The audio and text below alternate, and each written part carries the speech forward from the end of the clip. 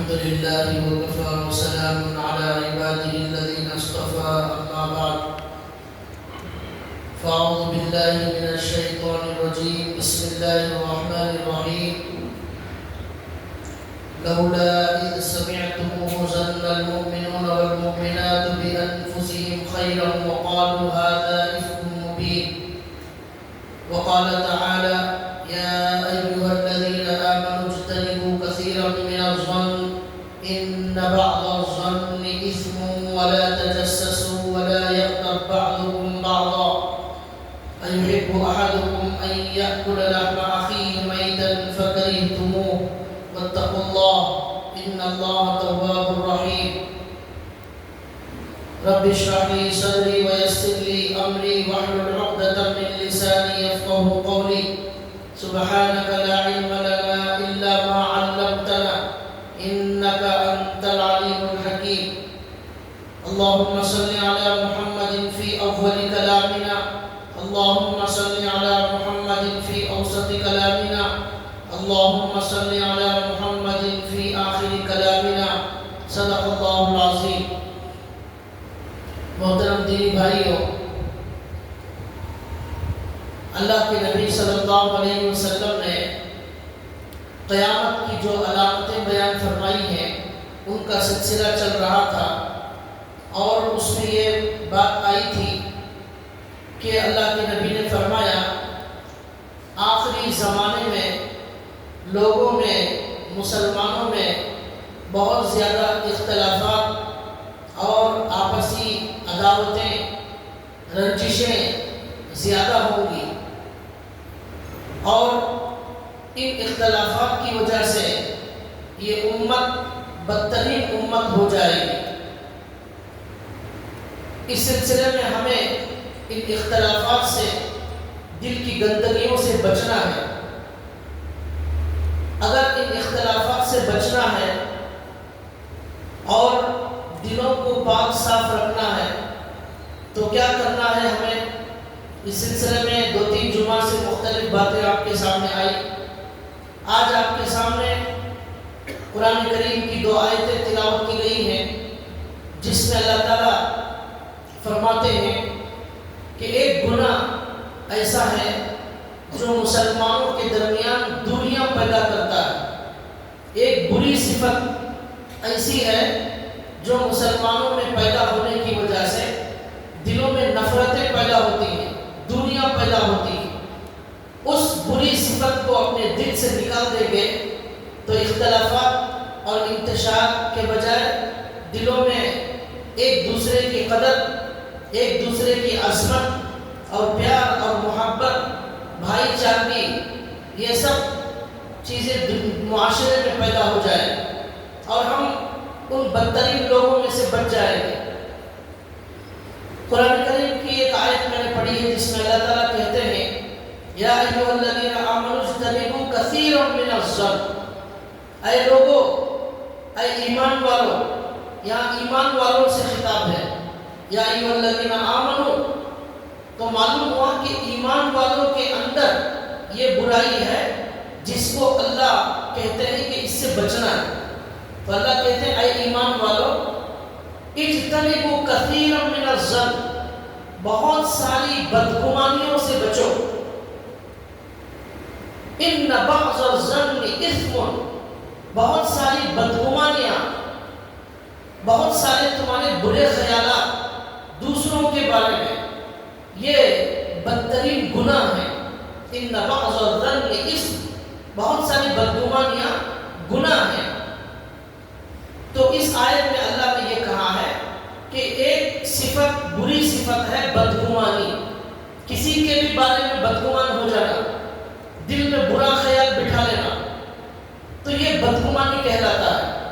تو اس بدگمانی کے بارے میں اللہ کہتے ہیں کہ کسی کے بارے میں دل میں برا خیال بٹھا لینا کہ یہ آدمی برا ہے، یہ آدمی ایسا ہے، یہ آدمی ویسا ہے، یہ برا خیال بٹھا لینے پر بھی دل میں اللہ کہتے ہیں کہ گناہ ہے۔ اللہ کے نبی صلی اللہ علیہ وسلم نے ایک حدیث میں فرمایا کسی مسلمان کے بارے میں اچھا گمان کرنا، بہترین گمان کرنا، کسی کو نیک سمجھنا، اچھا سمجھنا، اللہ کے نبی کہتے ہیں کہ ایک بہترین عبادت ہے، من حسن العبادت، بہترین عبادت ہے، کچھ نہیں کرنا ہے اس میں، صرف ایک مومن بھائی کو اچھا سمجھنا ہے، نیک سمجھنا ہے، اگرچہ کہ ہمارے کان میں اس کے بارے میں بری خبریں پڑی ہوں، ہمارے تک اس کے بارے میں غلط خبریں پہنچی، لیکن پھر بھی ہم اچھا خیال رکھیں گے اور یہ سوچیں گے ہو سکتا ہے یہ بولنے والا، یہ پھیلانے والا، اسے کوئی غلط فہمی ہو گئی ہوگی، اور ہو سکتا ہے یہ ذاتی دشمنی کی وجہ سے مرچی مسالہ لگا کر اس بات کو بڑھا کر پھیلا رہا ہے، میں تو اس آدمی کو نیک سمجھتا ہوں۔ تو اللہ کے نبی کہتے ہیں یہ بہترین عبادت ہے، تو ہمیں ایسی بھی عبادتیں کرنا چاہیے اور اس طرح بھی ہمیں نیکیاں حاصل کرنا چاہیے۔ اور ایک حدیث میں اللہ کے نبی فرماتے ہیں کہ بدگمانی بدترین جھوٹ ہے، بدگمانی بدترین جھوٹ، جھوٹ بولنا ہی جھوٹ نہیں ہے، کسی کے بارے میں بدگمان ہو جانا، برا خیال دل میں پیدا کر لینا، یہ بھی اللہ کے نبی کہتے ہیں کہ بڑا جھوٹ ہے، اس پر بھی گناہ ہوگا۔ ہمارے نبی صلی اللہ علیہ وسلم جو دین لے کر آئے، جو اسلام لے کر آئے، جو قرآن لے کر آئے، اللہ کے نبی کی جو زندگی تھی، اللہ کے نبی کی جو احادیث ہیں، صحابہ کا جو معاشرہ تھا، اللہ کے نبی نے ایک ایک بری عادت ان صحابہ کے دلوں کے اندر سے نکالی، ان کے اندر بہترین صفات اللہ کے نبی نے پیدا فرمائی، اس کی وجہ سے وہ بہترین لوگ ہو گئے، دنیا ان پر رشک کرتی ہے، کتنے اچھے صحابہ، کتنی پیاری صفات والے صحابہ، اللہ تعالیٰ ان سے کتنا خوش ہوا، اللہ نے ان کے بارے میں قرآن میں ان کی تعریفیں کی۔ اس کی وجہ یہ ہے کہ وہ ایک ایک اللہ کے نبی کی بات پر عمل کرتے تھے، ایک ایک قرآن کی بات پر عمل کرتے تھے اور اپنے اندر ان بہترین صفات کو پیدا کرتے تھے، تب جا کر ان کو یہ بہت بڑا اونچا مقام اللہ کی نظر میں مل گیا۔ تو ہمیں بھی چاہیے کہ ہم ان باتوں کو سن کر اپنے اندر اس بری عادتوں کو نکالیں۔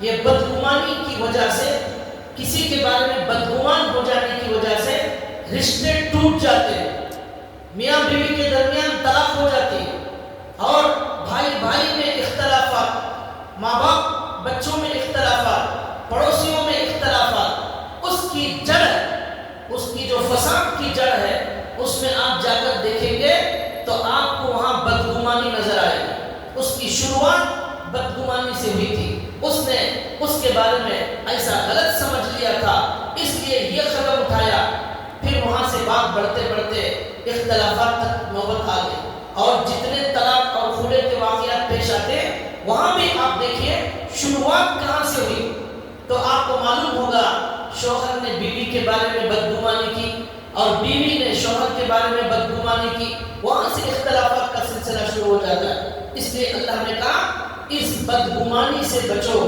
ان بعض الظن اسم، یہ بدترین قسم کا گناہ ہے۔ ایک بزرگ نے بڑی اچھی بات کہی کہ کل قیامت کے دن اللہ تبارک و تعالیٰ اس بدگمانی کرنے والے سے یہ پوچھیں گے کہ تم نے فلاں آدمی کے بارے میں جو بدگمانی پیدا کی، دل میں برا خیال بٹھا لیا، اس کی کیا دلیل ہے تمہارے پاس، کیا ثبوت ہے، کس وجہ سے تم نے اسے برا سمجھا؟ اب وہ دلائل تو دے نہیں سکتا، اڑتی اڑتی خبروں کی وجہ سے دل میں گندگی بٹھا لیا، حقیقت جاننے کی کوشش نہیں کی، سچائی معلوم کرنے کی کوشش نہیں کی، اور بدگمان ہو گیا، تو اب وہ آدمی دلائل پیش نہیں کر سکتا، تو یہ خود اللہ کی نظر میں مجرم ہو جائے۔ اور ان بزرگ نے کہا کسی کے بارے میں بغیر دلیل کے اچھا گمان رکھنے پر اللہ کل قیامت کے دن اجر و ثواب عطا فرمائے۔ کوئی دلیل نہیں ہے میرے پاس، لیکن میں سب کو اچھا سمجھتا ہوں، سب کو نیک سمجھتا ہوں، کسی کے بارے میں خبر بھی آ جائے تب بھی میں سمجھتا ہوں کہ نہیں یہ آدمی اچھا ہی ہے، ایسا ہو نہیں سکتا، یہ اصل معاملہ کچھ اور ہے۔ تو اس طرح اچھا گمان رکھیں گے بغیر دلیل کے، اللہ تعالیٰ اس پر ثواب عطا فرمائے۔ تو ان بزرگ نے کہا مفت میں ثواب حاصل کرنے کے بجائے خامخواہ اپنے سر پر گناہ کیوں لیتے ہو؟ مفت میں ثواب مل رہا ہے، اچھا گمان رکھو، ہر ایک سے فری میں ثواب ملے گا، اللہ کے دربار میں مجرم نہیں ہوں گے، اللہ یہ نہیں پوچھیں گے تم نے اس کو اچھا کیوں سمجھا، یہ نہیں پوچھیں گے، حالانکہ وہ برا ہے پھر بھی اچھا سمجھ رہے ہیں، اللہ یہ نہیں پوچھیں گے تم نے اسے برا اچھا کیوں سمجھا، لیکن یہ ضرور پوچھیں گے تم نے اسے برا سمجھا، کس دلیل کی بنیاد پر برا سمجھا۔ تو لہٰذا اس کا اللہ یہ جو ہے ہمیں اس پر عمل کی اللہ توفیق عطا فرمائے۔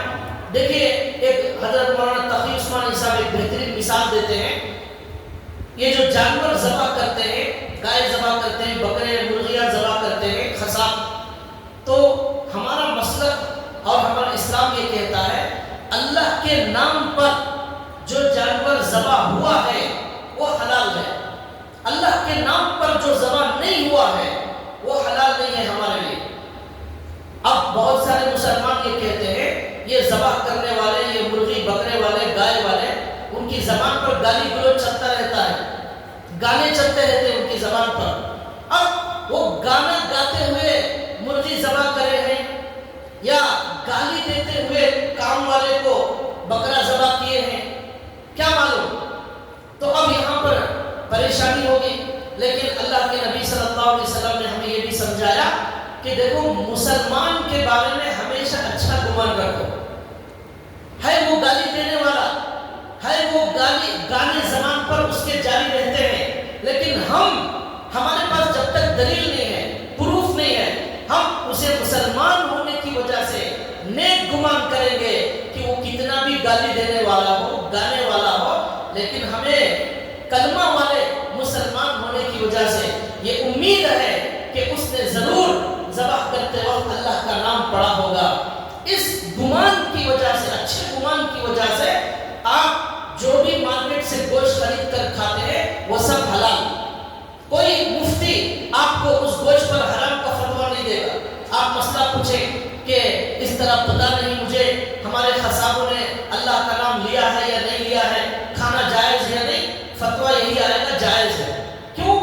ہمارے پاس دلیل نہیں ہے، لیکن ہمارے پاس یہ گمان ہے ہمارا کہ انہوں نے، وہ کلمہ والا مسلمان ہے، وہ ضرور اسے ہمیں یہی امید ہے کہ وہ کلمہ اللہ کا نام لے کر ذبح کیا ہوگا۔ تو اس طرح یہ معاشرہ پاکیزہ بنتا ہے۔ ایک باندی تھی اللہ کے نبی صلی اللہ علیہ وسلم کے زمانے میں، وہ باندی مسلمان ہو گئی، ہمیشہ ایک شعر پڑھتی تھی، عربی میں شعر، ہر عائشہ کے پاس رہتی تھی، عربی میں شعر پڑھتی تھی۔ کیا شعر پڑھتی تھی؟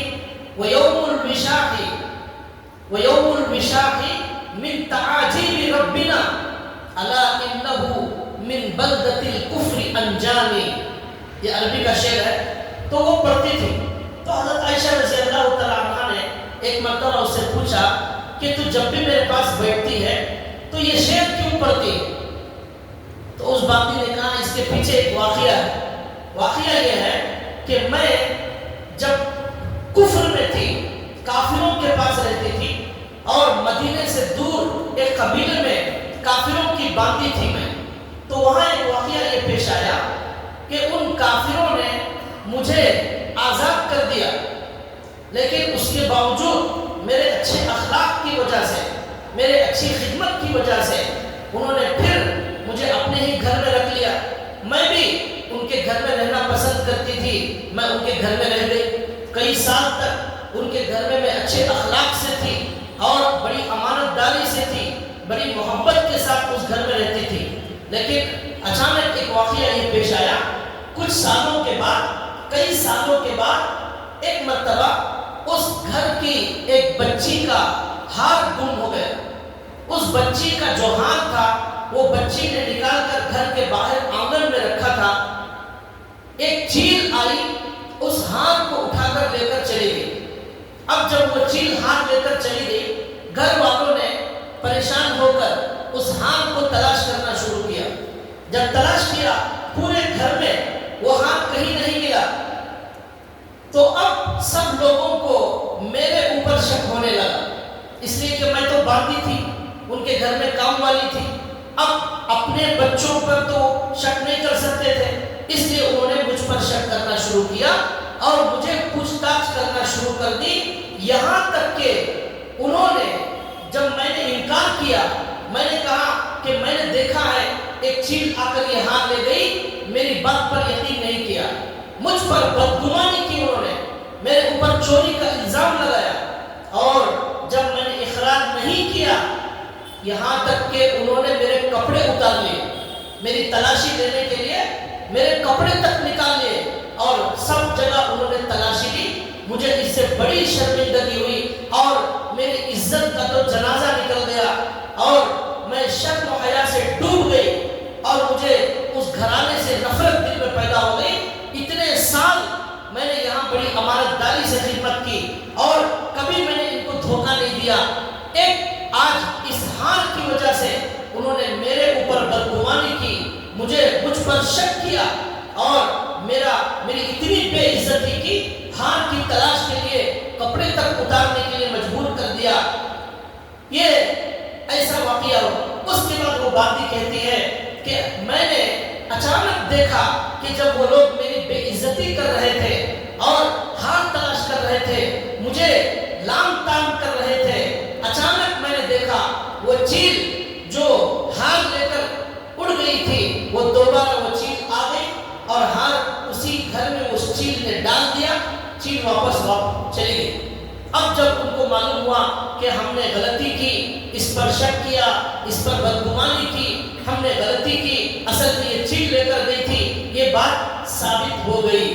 اب وہ باندھی کہتی ہے کہ میں نے اسی وقت وہ گھر چھوڑ دیا، اس لیے کہ اتنے سال میں نے یہاں اچھا سلوک کیا، لیکن مجھ پر انہوں نے یقین نہیں کیا، بدگمانی کی، اس لیے میں وہاں سے نکلی اور لوگوں سے معلوم کیا کہ میں اچھے لوگوں کے پاس جانا چاہتی ہوں، یہ برے لوگ ہیں۔ تو مجھے کسی نے بتایا اچھے لوگ تو مدینے میں رہتے ہیں، اچھے لوگ مدینے میں رہتے ہیں، آپ کو وہاں جانا پڑے گا، وہاں مدینے میں بہترین لوگ آپ کو مل جائیں گے۔ وہ باندھی وہاں سے نکلی اور مدینے میں آئی، اللہ کے نبی کی خدمت میں آ کر اس نے اسلام قبول کیا اور اماں عائشہ رضی اللہ تعالیٰ عنہ کے ساتھ رہتی تھی اور یہ شعر پڑھتی تھی، وَيَوْمُ الْوِشَاحِ مِنْ تَعَاجِبِ رَبِّنَا، ہار کا دن، ہار کے گم ہو جانے کا جو دن تھا وہ میرے رب کے عجائبات میں سے تھا، میرے رب کی بڑی قدرتوں میں سے تھا وہ دن۔ الا انہ من بلدۃ الکفر انجانی، وہی واقعہ میرے کفر سے اسلام تک آنے کا ذریعہ بن گیا، وہی واقعہ میرے کفر سے اسلام تک آنے کا ذریعہ بن گیا، اور وہ اگر بے عزتی نہ کرتے، یہ حال اس طرح گم نہ ہوتا، وہ چیز نہ لے کر جاتی، تو مجھے ہدایت کا راستہ نہ ملتا، مجھے مدینے کا راستہ نہ ملتا، اس میں مجھے بڑی تکلیف ہوئی، لیکن اس شر میں یہ خیر وجود میں آ گیا، اور میں اللہ کا شکر ادا کرتی ہوں کہ میں کفر میں ہونے کے باوجود اس اللہ نے مجھے اسلام میں لانے کے لیے اس چیل کو دوبارہ حکم دیا، وہ لے جانے والی چیل دوبارہ وہ ہار لا کر ڈال دیتی ہے۔ یہ عجیب غریب واقعہ میرے اللہ کی قدرت کا، وہ کہتی ہے میں جب یاد کرتی ہوں میرا دل میرے اللہ کی محبت سے لبریز ہو جاتا ہے۔ وہ خوشی میں وہ شعر پڑھتی تھی۔ تو اس سے ہمیں بہت سارے اسباب ملتے ہیں، اللہ جسے ہدایت دینا چاہتے ہیں، اللہ کا کیا منصوبہ پہلے ہوتا ہے، اللہ کیا پلاننگ کرتے ہیں، کس طرح ہدایت دی جاتی ہے، ہدایت اللہ کے ہاتھ میں ہوتی ہے، یہ بھی سبق ملتا ہے۔ اور یہ بھی سبق ملتا ہے ہم زندگی بھر جسے اچھا سمجھتے ہیں اسے ہمیشہ اچھا ہی سمجھیں، اگرچہ کہ اس سے غلطی ہو جائے، غلط انسان وہ نہیں ہوتا، غلطی اس سے ہو جاتی ہے، غلطی ہو جانا یہ الگ چیز ہے، انسان غلط ہونا یہ الگ چیز ہے، یہ دونوں میں فرق کرنا چاہیے۔ بیوی سے ہزاروں اچھے کام ہوتے ہیں، کبھی کبھی غلطی ہو جاتی ہے، لیکن اس غلطی کی وجہ سے ہم بیوی ہی کو غلط سمجھنے لگتے ہیں، یہ بہت بڑی بری بات ہے، یہی وہ بدگمانی ہے۔ اللہ تعالیٰ جس کی اصلاح کرنا چاہتے ہیں، اور اللہ کہتے ہیں کہ یہ بدترین گناہ ہے، اس سے بچنے کی ضرورت ہے، اس کی اصلاح کی ضرورت ہے۔ اما عائشہ رضی اللہ تعالیٰ عنہ کا واقعہ حدیث کے اندر لکھا ہوا ہے، دو واقعے لکھے ہوئے ہیں۔ ایک واقعے میں آتا ہے رات میں ایک مرتبہ اللہ کے نبی صلی اللہ علیہ وسلم رات میں جب اما عائشہ رضی اللہ تعالیٰ عنہ سو گئی، اللہ کے نبی رات میں اٹھتے ہیں اور اٹھنے کے بعد آہستہ سے کپڑے پہن کر جوتے پہن کر گھر سے باہر اللہ کے نبی نکل جاتے ہیں۔ جب نکل جاتے ہیں اللہ کے نبی، اما عائشہ رضی اللہ تعالیٰ عنہ کی آنکھ کھلتی ہے، دیکھتے ہیں کہ اللہ کے نبی بستر پر موجود نہیں۔ تو اب اما عائشہ رضی اللہ تعالیٰ عنہ اللہ کے نبی کو دیکھنے کے لیے، تلاش کرنے کے لیے پریشانی کے عالم میں گھر سے نکلتی ہیں۔ نکلتے وقت اما عائشہ کہتی ہیں میرے دل میں یہ خیال آنے لگا شیطان کی طرف سے، ہو سکتا ہے اللہ کے نبی کسی اور بیوی کے پاس چلے گئے ہوں، یہ خیال آنے لگا اما عائشہ کے دل میں۔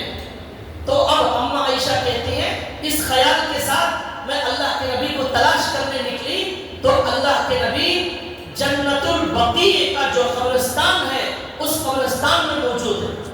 اللہ کے نبی رات میں اللہ کے نبی گویا کہ قبرستان کا دورہ کر رہے ہیں، گویا کہ اللہ کے نبی موت کو یاد کر رہے ہیں، اور اللہ کے نبی کو موت کی یاد نے اللہ کے نبی کی نیند اڑا دی تھی۔ اس لیے اللہ کے نبی قبرستان میں پہنچے اور وہاں اللہ کے نبی کھڑے ہوئے ہیں اور آخرت کو یاد کر رہے ہیں اور موت کے بعد کی زندگی کا استحضار کر رہے ہیں اور وہاں کی نعمتوں کو یاد کر رہے ہیں، دنیا کے ختم ہونے کو، فنا ہونے کو یاد کر رہے ہیں۔ تو اب اما عائشہ پیچھے پیچھے سے اللہ کے نبی کے پاس آ گئی۔ اب دیکھیے حضرت عائشہ کے دل میں جو خیال آیا، ہو سکتا ہے کہ اللہ کے نبی کہیں اور چلے گئے ہوں گے، یہ خیال شیطان کی طرف سے آیا۔ اب اما عائشہ نے حضور کو نہیں بتایا کہ یہ خیال آیا، لیکن اللہ نے ہمارے نبی کو بتا دیا۔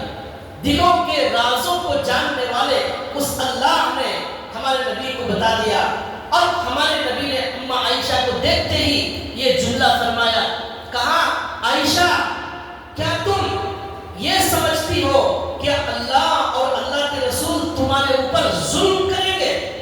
یہ اللہ کے نبی نے کہا، کیا تمہارا یہ خیال ہے کہ اللہ اور اللہ کا رسول تمہارے اوپر ظلم کریں گے؟ یہ کہا اللہ کے نبی۔ اما عائشہ خاموش ہو گئی۔ مطلب یہ تھا کہ اللہ کا رسول کسی بیوی پر ظلم نہیں کر سکتا، اس بیوی کا جو وقت ہے وہ اسی بیوی کے لیے ہوگا، وہ کسی اور کے لیے نہیں دیا جائے گا۔ ایک سے زائد بیویاں ہیں تو اس میں باری باری تقسیم کرنا ہے، دن تقسیم کرنا ہے، رات تقسیم کرنا ہے، مال تقسیم کرنا ہے، اخراجات سب انصاف کرنا ہے۔ انصاف نہیں کر سکتے تو ایک سے زائد شاہدین کی اجازت نہیں۔ اللہ کے نبی اس طرح تقسیم کرتے تھے، تو اللہ کے نبی نے کہا میں ظالم نہیں ہوں، میں انصاف کرنے والا ہوں، ایسا ہو نہیں سکتا کہ میں تمہارا وقت کسی اور کو دے دوں۔ یہ خیال جو تمہارے دل میں آیا ہے کہ شیطان کی طرف سے ہے۔ تو معلوم یہ ہوا کہ یہ جو دل میں خیال آتا ہے جو اللہ کو پسند نہیں آتا، وہ کبھی کبھی شیطان کی طرف سے آتا ہے۔ اللہ کے نبی صلی اللہ علیہ وسلم اپنے معاشرے میں ایسے خیالوں کی اصلاح کرتے تھے، ان کے خیالوں کو اچھا بناتے تھے اور ان کو سکھاتے تھے۔ ایک ایک بات اللہ کے نبی سکھاتے تھے کہ اس طرح کا خیال نہیں کرنا چاہیے اور پاکیزہ اپنے دل کو رکھنا چاہیے۔ ایک بزرگ نے کہا جس کا خیال گندا اس کا عمل گندا ہوتا ہے، جس کا خیال پاکیزہ ہوتا ہے اس کا عمل بھی پاکیزہ ہوتا ہے، جس کا دل گندا ہوتا ہے اس کا عمل بھی برا ہوتا ہے، جس کا دل پاک ہوتا ہے اس کا عمل بھی پاک ہوتا ہے۔ دل میں ایسا ہونا چاہیے ایک بھی مسلمان کے بارے میں میرے دل میں کوئی بدگمانی نہیں، سب میرے سے اچھے۔ اور بدگمانی کرنے والا کیا کرتا ہے؟ سامنے والے کی ہزار خوبیوں کے باوجود ایک اگر برائی کسی سے معلوم ہو جاتی ہے وہی برائی دل میں بٹھا لیتا ہے، حالانکہ اس کے اندر خود میرے اندر 100 سے زیادہ گناہ، 100 برائیاں میں خود اچھی طرح جانتا ہوں، میں نے اتنے سارے گناہ کیے، اس کی وجہ سے میں اپنے آپ کو برا نہیں سمجھتا۔ لیکن سامنے والا ایک گناہ کرتا ہے تو میں اسے بدگمانی کی وجہ سے، کوئی دلیل بھی نہیں ہے لیکن میں اسے برا سمجھنے لگتا ہوں۔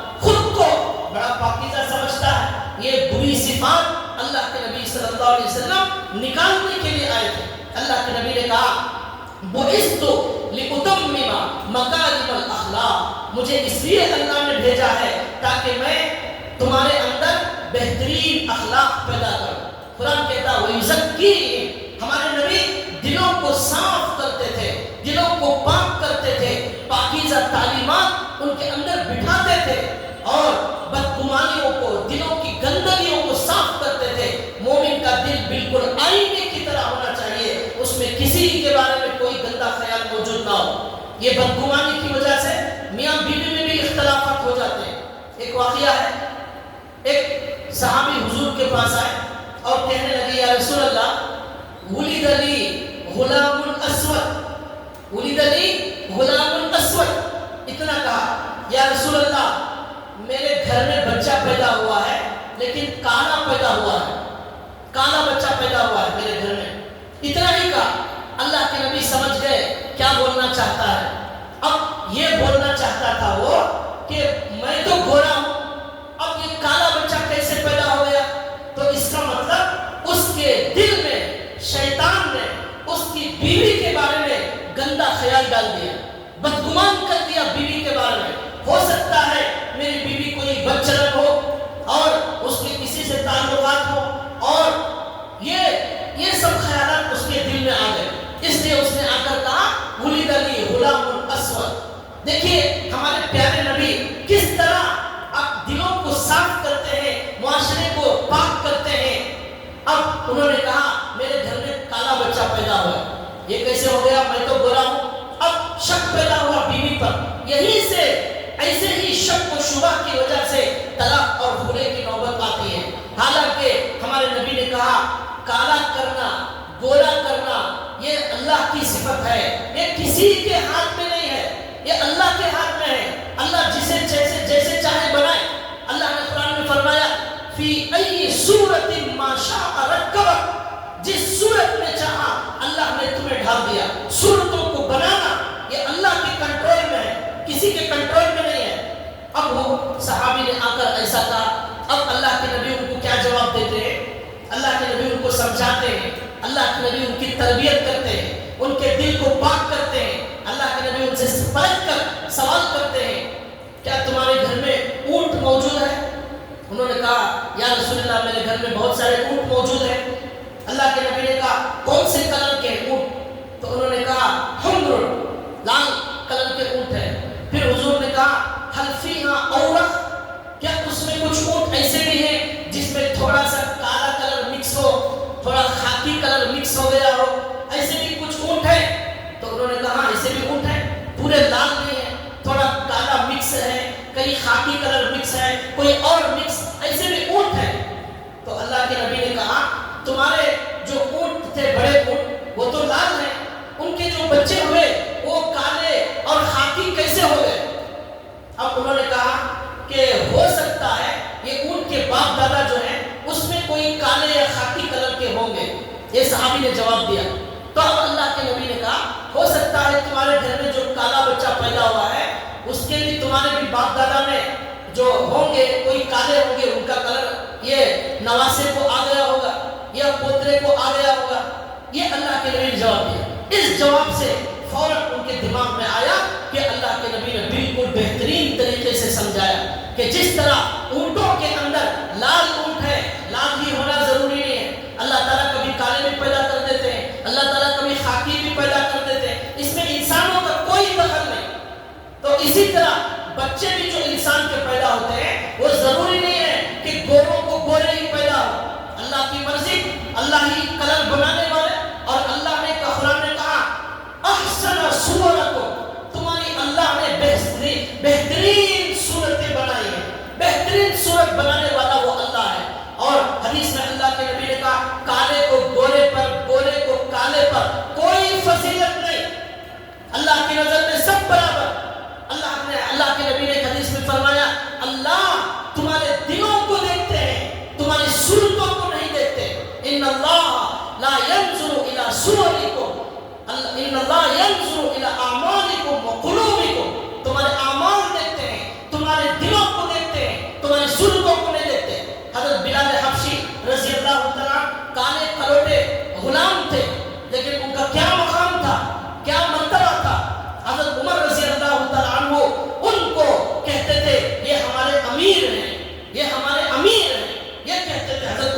اللہ تعالیٰ.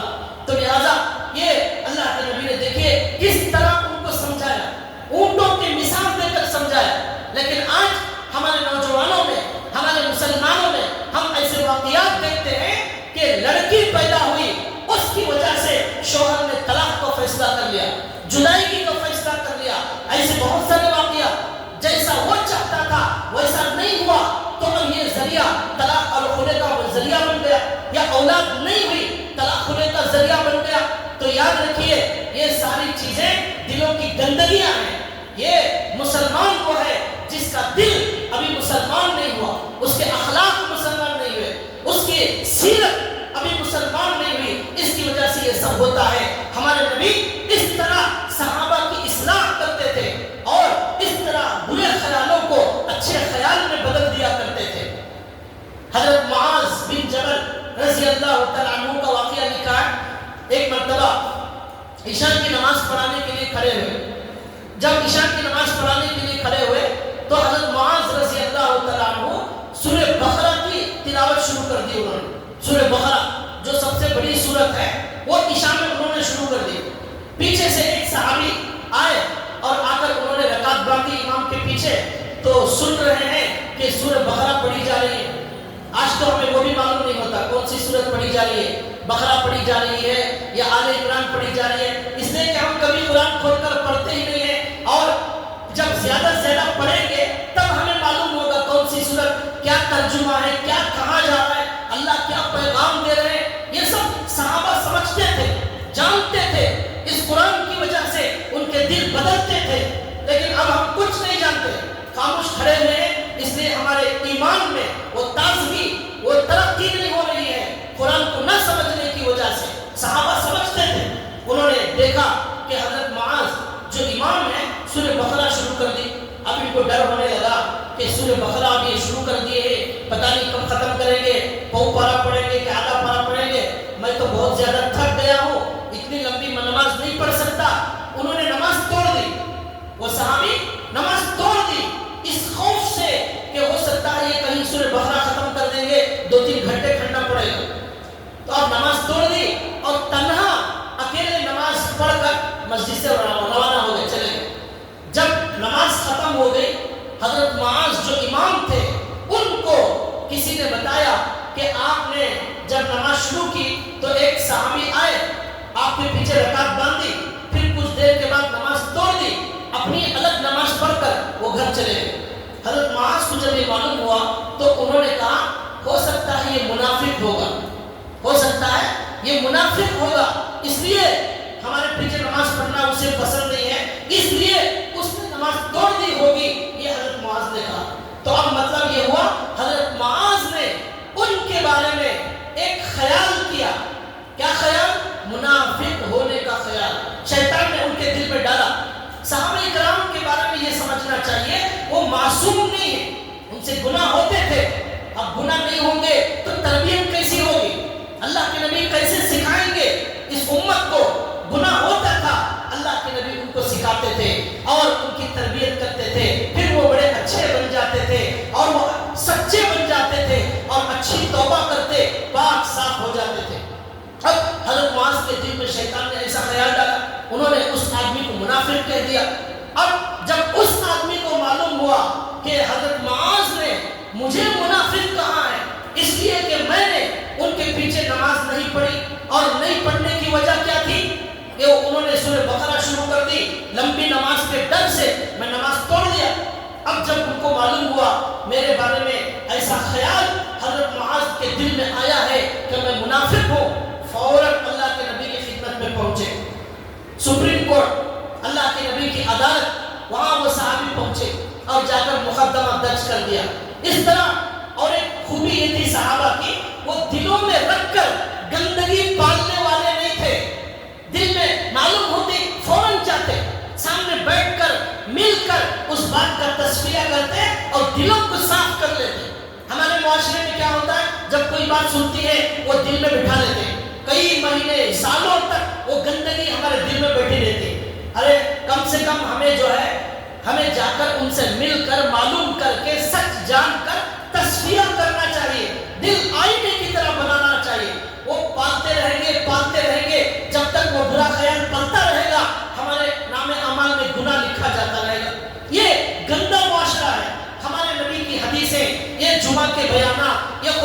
باتیں اسی لیے ہیں کہ ہم ان باتوں سے اپنے آپ کو بہترین انسان بنائیں، بڑا پاکیزہ مسلمان بنائیں، ایسا بنائیں کہ اللہ اور رسول کو ہم پسند آ جائے، ایسی صفات اپنے اندر پیدا کریں۔ انہی صفات کی وجہ سے اللہ کے یہاں مقام اور مرتبہ مل سکتا ہے۔ اللہ کی ہمارے سے کوئی رشتہ داری نہیں ہے، اللہ صرف صفات کو دیکھیں گے، کس صفت اس کی وجہ سے اسے بلند مقام دیا جائے، اللہ اس صفت کی وجہ سے بلند مقام عطا کرتے ہیں۔ تو لہذا اب کیا ہوا، اللہ کے نبی کی عدالت میں مقدمہ آ گئے۔ اب انہوں نے آ کر کہا یا رسول اللہ، میرے بارے میں آپ کے ایک صحابی حضرت معاذ بن جبل رضی اللہ تعالیٰ عنہ نے ایسی بات کہی ہے کہ انہوں نے مجھے منافق کہہ دیا۔ پھر اب انہوں نے کہا یا رسول اللہ، اس دن میں نے ان کے پیچھے نماز نہیں پڑھی، توڑ کر الگ نماز پڑھی، اس کی وجہ کیا ہے؟ انہوں نے مجھے بلا کر نہیں پوچھا، پہلے ہی فتویٰ دے دیا میں منافق ہوں۔ مجھے بلا کر پوچھنا چاہیے تھا، میں ان کو صحیح جواب دیتا تاکہ وہ بھی برے خیال سے بچ جاتے۔ انہوں نے منافق کا فتویٰ دے دیا۔ اب اللہ کے نبی نے پوچھا تم نے ایسا کیوں کیا؟ انہوں نے کہا یا رسول اللہ، دیکھیے ہم لوگ دن بھر اونٹوں کو چراتے ہیں، محنت مزدوری کرتے ہیں، اور کھیتوں کے اندر بھی اونٹوں کے ذریعے پانی لے جانے لانے کا کام کرتے ہیں، باغ میں پوری مزدوری کا کام کرتے ہیں، بہت زیادہ تھک جاتے ہیں۔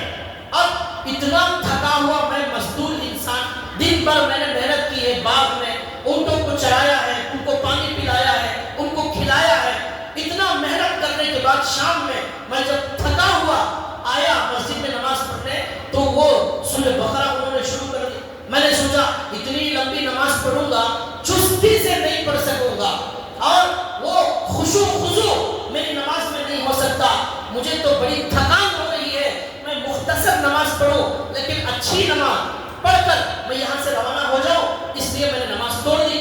اب سنیے اللہ کے نبی کا جواب۔ حالانکہ لمبی نماز پڑھنا یہ بہت اچھی بات ہے، لیکن اللہ کے نبی نے حضرت معاذ کو بلایا۔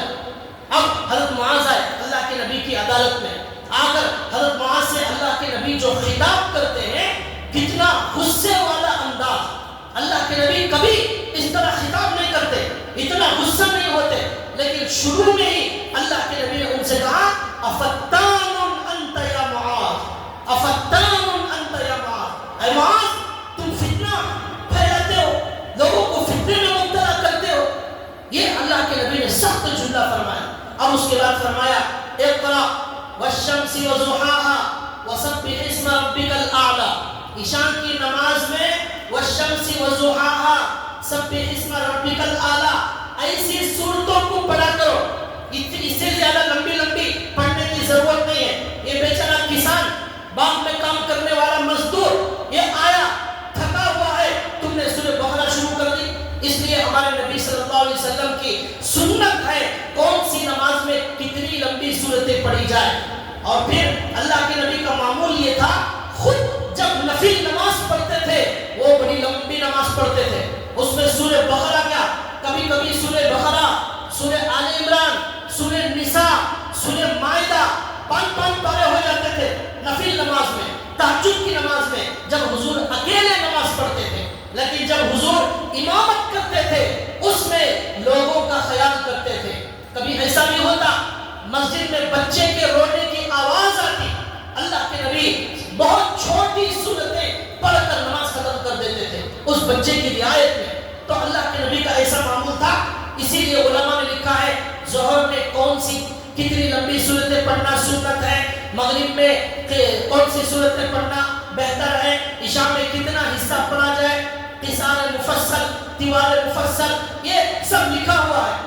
تو لہٰذا اللہ کے نبی نے کہا عشاء کی نماز میں والشمس وضحاها والقمر اذا تلاها، اور ایک سورت سبح اسم ربک الاعلی، آدھے صفحے کی سورت ہے، یہ دونوں سورتیں تقریباً آدھے صفحے کی۔ اللہ کے نبی نے کہا اتنا ہی آپ کو عشاء میں پڑھنا ہے۔ اگر آپ لمبی لمبی صورتیں پڑھیں گے اور لوگوں کو تکلیف دیں گے تو اے معاذ تم لوگوں کو فتنے میں مبتلا کرتے ہو۔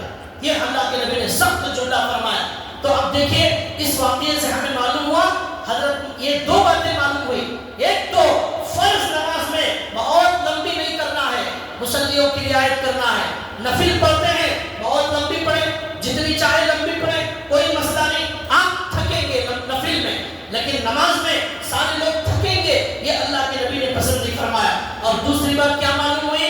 حضرت معاذ نے ان صحابی کو پوچھے بغیر، معلوم کیے بغیر منافق ہونے کا ذکر کر دیا۔ اللہ کے نبی کو یہ بات بھی پسند نہیں آئی کہ یہ بیچارہ تو اپنی مجبوری کی وجہ سے، تھکان کی وجہ سے نماز توڑ کر چلا گیا، تم ذمہ دار ہو، تم اگر لمبی نماز نہ پڑھتے، وہ نماز توڑ کر نہ جاتا۔ اللہ کے نبی نے کہا یہ تم نے ان کو فتنے میں مبتلا کیا اور تم فتویٰ دے رہے ہو کہ وہ منافق۔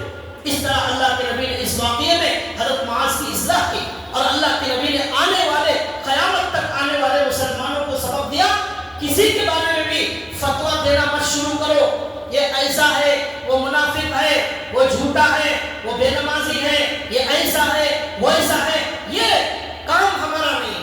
یاد رکھیے کل قیامت کے دن اللہ ہمارے اعمال کے بارے میں ہمارے سے سوال کرے، ہمارے گناہوں کے بارے میں سوال کریں گے، کسی اور کے بارے میں اللہ ہمارے سے سوال نہیں کرے۔ جب سوال نہیں کریں گے تو ہمیں کیا ضرورت ہے ہم کسی کے بارے میں بدگمان ہو جائیں؟ لمبی بلڈنگ کسی کی دیکھ لی، لوگ فتویٰ دینا شروع کر دیں گے، آیا ہوگا حرام کا مال کہیں سے، اس لیے جو ہے ذرا 2-4 فلور زیادہ ہی چڑھ رہے ہیں۔ اس طرح لوگ تبصرہ کرنا شروع کرتے ہیں۔ کسی کے پاس کار دیکھ لی تو فوراً تحقیق کے بغیر فتویٰ دینا شروع کر دیں گے، اس کے پاس تو یہ 15 لاکھ 20 لاکھ تو نہیں آ سکتے، یہ تو فقیر آدمی ہے، کہیں کوئی لیا ہوگا رشوت کا مال، اور کہیں کسی کو ٹوپی پہنائی ہوگی۔ اس طرح کا تبصرہ کرتے ہیں۔ کسی کی اچھائی ہضم نہیں ہوتی، کسی کی ترقی ہضم نہیں ہوتی، وہ اچھا خیال نہیں آتا کہ ماشاءاللہ ہمارے بھائی صاحب بہت دنوں کے بعد اللہ نے ان کو مال دیا ہے، یہ اپنا بہترین گھر بنا رہے ہیں، اللہ ان کے گھر میں برکت عطا فرمائے، اللہ ان کی گاڑی میں برکت عطا فرمائے، اللہ ان کو خوش رکھے۔ یہ نیت، یہ خیال، یہ دعا، اس کی وجہ سے اللہ کے فرشتے کہتے ہیں، حدیث میں آتا ہے جب بندہ دوسرے بندے کو دعا دیتا ہے تو فرشتے کہتے ہیں اللہ اس کے لیے بھی وہ قبول فرما۔ تو اب بدگمانی کرنے سے گناہ ہوگا اور ایسا گھر ہمیں نہیں ملے گا، دعا دینے سے، خوش ہونے سے اللہ کے نبی کہتے ہیں اللہ تمہیں بھی ایک مومن کی دولت پر خوش ہونے سے تمہیں بھی ایسا گھر عطا فرمائے، ایسی ترقی عطا فرمائے۔ تو لہذا یہ تمام اللہ کے نبی کی باتوں سے، ان واقعات سے یہ مضمون اچھی طرح واضح ہو گیا کہ ہمارے معاشرے کے اندر جو اختلافات، جو نفرتیں، جو دوریاں پیدا ہوتی ہیں، اس کی جڑ بدگمانی ہے، برا خیال ہے۔ ہمارے دلوں کے اندر سے وہ برے خیالوں کو نکالنے کی ضرورت ہے، ایک اچھا، ایک بہترین مسلمان بننے کی ضرورت ہے۔